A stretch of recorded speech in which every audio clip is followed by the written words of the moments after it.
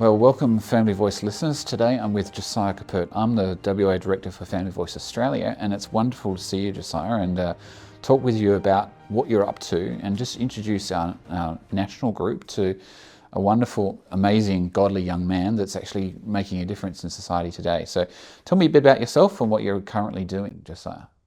So my name is Josiah, as you mentioned. I'm currently 25 years old, and I'm a student still, which sounds pretty sad when I say it like that because it still hasn't changed. But yeah, I'm a student. I'm studying currently teaching at university, doing Christian teaching, focusing on high school, doing things like humanities, so history, politics, that sort of thing. I've studied that already prior to this. But yeah, that's in a nutshell me. I'm a son. I have two loving parents. I have two younger sisters as well, who I dearly love and love to irritate as well, as most brothers do. But they know how to get me back, so that's okay. Um, no, yeah. In a nutshell, I like to think I'm a normal guy, pretty normal Joe bloke, but obviously with very physical differences to most people. But yes. Yes. So tell me a bit about your life story. It's a very interesting story that you previewed at the recent Rally for Life. Tell me a bit about what your life experience has been, and then obviously now you as a Christian, you're filtering all your life experiences through that lens. Yeah, yeah. So I was born with no arms, so that was a very significant thing. Probably more significant for my parents than for me, I would say, in those early days, just because I don't know any different. I've never known any different. So in that sense, I was just sort of living life and going with the flow. Whereas my parents were the ones trying to adapt things and change things so that I had the best possible opportunities to do things, whether that was at school, or wherever it was. Um, and it was really basically just going with what we could do. My teachers are really good at school. They made every effort to include me in different activities. I remember in early days when we weren't sure what I could do with writing, because kids were doing handwriting lessons in primary school. But we worked out a very small table with a chair, and they put a pencil in my toes, and off I went. I learnt how to write. Kind of a useless skill now with the digital age. I get to type things, which is a lot easier. But still, I can write with my feet. So there you go. Um, but yeah, went through life largely uneventful, in my opinion. Just I didn't feel like it was anything really different. We are just a normal family going through the normal stages of life of growth. Um, and about high school or the end of primary school was when it started really setting in that I was different. I remember coming home one time crying because I couldn't find many friends because, as is known, kids in primary school, they think quite often of themselves. They want to go play sport on the field. They don't think about anyone else. And I can't play basketball. I can't. Some people say play soccer because you can't get a handball, which is true. But if I fall over, it's instant concussion. There's nothing that's going to break that fall. So sport was a no-go for me, and so I really struggled with finding friends. I ended up attracting a lot of what I would say, the odd people. One of my best mates I still catch up with. We were the odd ones, kind of nerdy, into things like Lord of the Rings and Star Wars. It's a fantasy. I guess it was sort of seeing a different reality outside of the world that we live in, sort of an escape maybe. But to be honest, we just really enjoyed that kind of stuff, that creative way of looking at the world, imagination. Um, and so we still just plodded along. But I definitely think faith then started coming into the picture with me in high school. I grew up in a Christian family, so faith was a normal. It was the norm. I never doubted that God existed.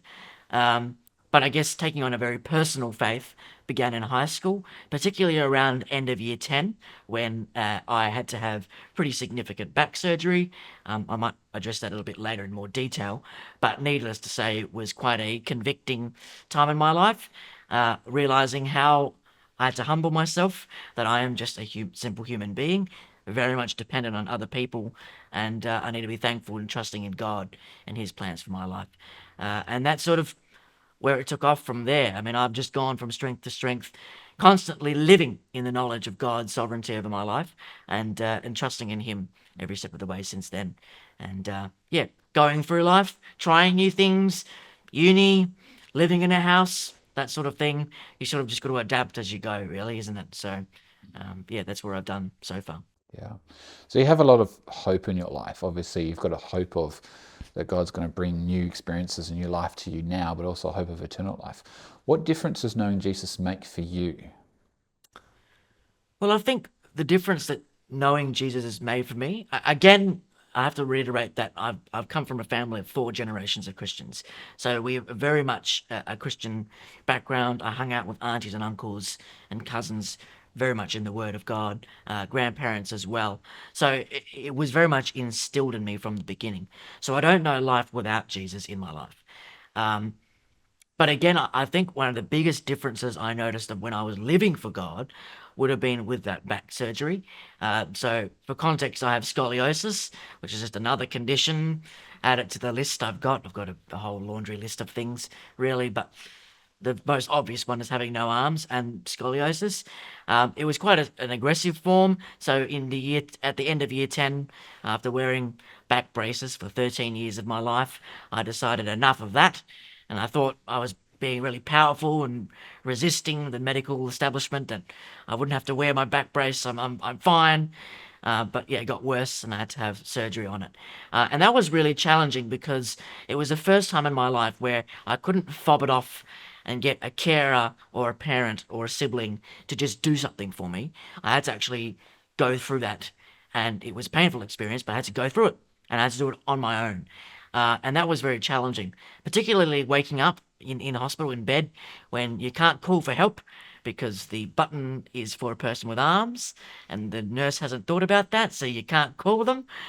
So when you're there in the middle of the night, you wake up and you can't call out for help, and the only person you have is God. That was for me a very big, it was a thing that I had to happen in my life. Yes, it wasn't ideal, but I think I'm very much convicted today that it was necessary in my faith journey because it showed me how absolutely dependent I was for Him. I was both asking God to be there for me as much as I was angry with God saying, "You've rejected me," in that time. But I needed that wrestle, that sort of Jacob with God wrestling. I needed to have that moment for me to understand how utterly dependent I was on Him. And so it was a painful recovery experience. Not physically. Recovery was pretty quick, but actually understanding and learning to humble myself and see how in that time people were amazed and seeing how God was at work. I was blinded by my own personal bitterness to not see how God was actually working through that, or even in that time, how God was working in their lives just as much as my own. And so to this day, I still see that that was the big turning point for me of realizing that God works in mysterious ways. God works in the small things, in the things that we don't think we think they're the problems, they're the faults, they're the yucky parts of life. But sometimes that's where God is refining the most, in my life, but also in the lives of others. And so that's sort of yeah where I'd say I speak into it. Um, I guess putting it simply, I'd say that Jesus is my life now. I simply live life. I've learned to do that through through my physical disabilities, through my scoliosis surgery. I've learned to just enjoy the simplicity of life. I think is the biggest point, and that simply living and being in relationship with God is the best thing. There's plenty to enjoy in this world. I think there's plenty of good things. Whether you're a foodie, which I'm not so much a foodie, but I'm very much into travel, and so getting to see the world and all the wonders and of culture and architecture and things like that. Which I'm not a big architectural artistic person, but just to be able to just sit and watch people and see the world go round, it's just a wonderful thing to do. And I think if we just stopped every now and then, instead of with the pump of the world, the way it moves really fast, if we just stop and slow down and just enjoy the moments for what it is, because it goes really fast. And if you have a family, it goes really quick. Your kids grow up really quickly. So we have to remember to stop and just acknowledge the time for what it is and simply live, and live in the knowledge that Jesus has saved us. He's redeemed us. We have the hope. So why don't we just enjoy life for what it is and the creation that He's made in the knowledge of what we have to come as well? As a Christian, could you explain why you believe that God, not the majority or the state, is the ultimate authority about policy, ethics, morals, and things like that? Mm. Yeah, I think for me, the question from this that I sort of respond with is, what is the root cause of the issues in our life? Well, the issues are humanity. Humans are the problem.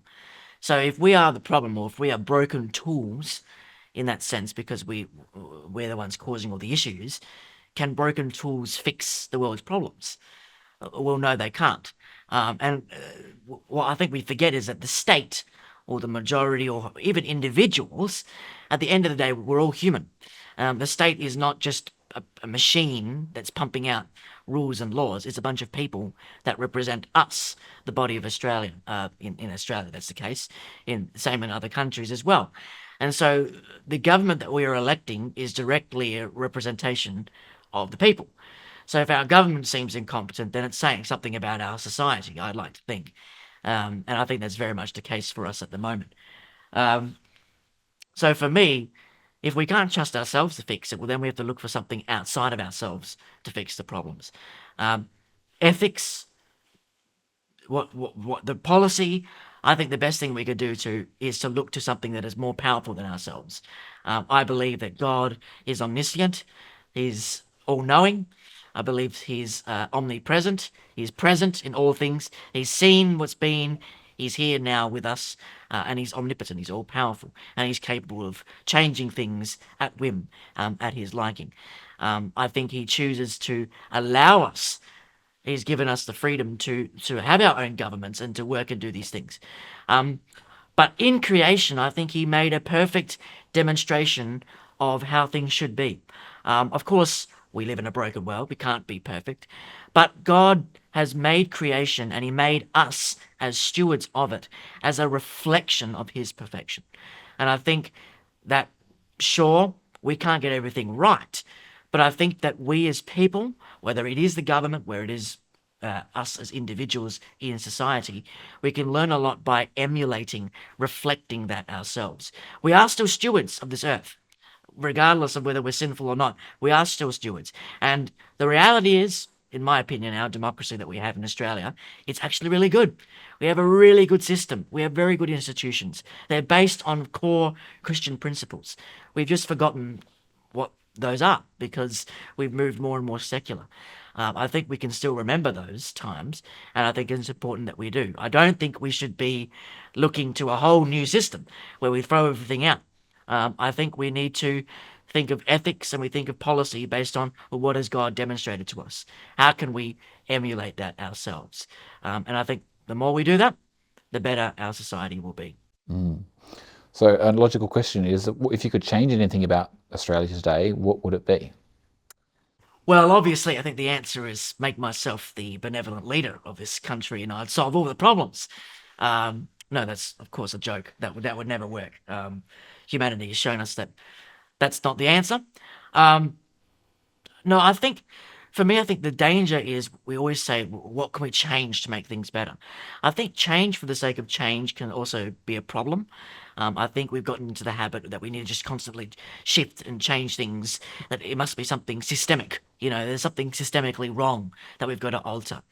I think the issue is less systemic and it's more human. I think we need to change the mindsets of humanity, which ultimately, as a Christian, I would argue, we need to come back to God, bend the knee, and remember His graciousness, His mercy, and those core principles which were so influential and that paved the way for most of the freedoms that we enjoy today. Core things like freedom of speech, freedom of expression. These are basic core realities that make a free and stable society, and they're based on Christian virtues, based on what God has given us. Um, in terms of a practical change, though, I would say that we need to do the opposite of what the world is doing. Well, but maybe a better way of phrasing that is, like I've just said, if we want to bend the knee to God, we need to stop putting the crown on our own heads and saying that we are the gods and we can solve all the problems when clearly we're making everything worse. So that's not the answer. For me, I think the biggest demonstration of that, having just gone through there and going into teaching, would be our education institutions, particularly the universities. I think universities have moved from being places where you learnt practical skills and where there was a free flow of ideas and thought, because it was where young people worked out who they were, what was most important to you, which I think are very legitimate questions. But universities today have moved away from that to ideological machines. It's no longer about what do you think the world's about? It's here's what we say the world's about and why you need to be a social justice warrior to solve all the world's problems. I think there are certain individuals that have now inserted themselves into places like universities and they've turned them into something completely different. And so I think if we could change anything, it's somehow limiting universities. How we do that, to be honest, I don't know. And I think that's why we're stuck in this challenging situation, in this culture war between those who say that man is God and those that say that God is God. I think, again, we have to ultimately, to me, the solution is that we just trust the sovereignty of God. We know that God promises that he will never let us fail, that he is always there for his believers, and that he will not go astray. And that these people that are pushing this stuff, they need Christ in their life. They ultimately just need to humble themselves and understand that they need Jesus in their life. There's something missing there. And whether it takes them 50 years, whether it takes them 5 years, maybe even tomorrow, they could learn that for themselves. We don't know that. And so our only thing that we can do is to remain faithful, to follow God's word, to speak simply the gospel. That can be through evangelizing, but it can also just be speaking lovingly, respectfully, speaking truth, and acting as Christ would in the world today. Because that's going to be more of a testament to the gospel, which we know is the truth, than what they're speaking of. I think this is a culture war that we will win because we have the truth. We don't have to fight and sweat and worry about, oh no, they're winning. We've already won because we know it's the truth. And so we just need to be patient and we need to be firm in our convictions and trust in what God's done for us and live that in peace, in love, in grace, in mercy. And all things, I'm convicted, will come good in the end. Bonus final question is, what do you think winning means? When you say winning, what do you think that means? Well, I think it's a very good question. Winning, I don't think we can win in terms of, one side says, yeah, we beat you. It's not about beating. Again, it's understanding what are we living for? We're living for relationship with God. To me, I think winning is a new wave of Christian evangelism that I believe is on the rise, or in the horizon. I can see it. There's a great thinker from over east, a great intellect guy I met. He's a very good friend of mine, Stephen Chavura. He had some great lines that he shared with me, and one that he shared with me, which I've taken on, is I'm pessimistically optimistic, which is that I know things are going to get worse in the near future. They're getting worse. It seems like every day there's a new law that's shattering the promotion of life. But I'm convicted, again, going through teaching, there's so much hopelessness. There are so many kids that are anxious, depressed, they have nothing going for them. And the reality is we know that saying that, well, you're enough, well, it's not going to be satisfying enough. By the time they're 20, 30, they're going to be really questioning why they're living in the first place. And that is where the gospel is most powerful. And so for me, winning is not having the last say and pointing the finger and saying, ha, you lose. Winning is getting a whole wave, a whole new generation of Australians, of the world, following Christ, in relationship with Christ. That's winning because we want to see all of Australia in heaven with us, in the new heaven with him, with the Lord. That's what we want. So that's what winning is to me, is getting them to that point.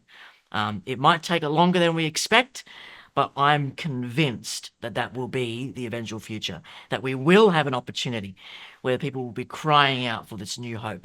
And we just need to be ready for that. We need to be ready for that. And so that's why we need to continue the fight, whether that is in the political realm, speaking the truth there, advocating very much up front with the Bible in hand, speaking the gospel through preaching or on the platforms in public places, but it can also just be through our workplaces, the way we conduct ourselves, we live, we speak, we act, the way we raise our families.